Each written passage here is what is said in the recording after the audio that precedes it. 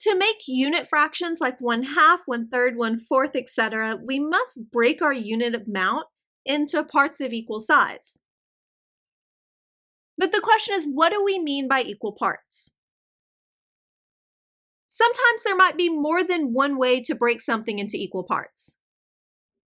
As an example, let's consider this shape right here. I've now divided this shape into 3 parts that have the same size and the same shape. I've now divided it into 3 parts that have the same size but not the same shape. So this would be 2 ways to break this up into equal parts. Other times we may have to make a judgment on what constitutes parts of equal size. As an example, if we're talking about 2/3 of the cars on the road, we would treat each car as equal, even though some cars may be more valuable or even bigger than others. We would still consider them all equal. We can avoid ambiguity about equal parts by focusing on lengths of fraction strips and lengths of intervals on number lines. So in this video, I want to talk about how we can interpret fractions as lengths and numbers on our number line. Here I have a strip that we will consider one whole piece. I can break this piece up into pieces that are each 1/3, so 3 equal pieces. So I have my strip diagram for my fraction, and I want to move this to the number line. Our one whole represents 0 to 1. And so 1/3 would be one piece of this. It would represent the length of 1/3 of the strip diagram. Here, I would have 2/3, since now my length has been 2 pieces that are each 1/3.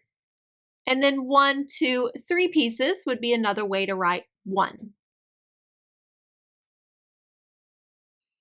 And we can continue this idea to do bigger fractions like 4/3, 5/3, 6/3, etc. We just keep tacking on these pieces that are 1/3 on our strip diagram.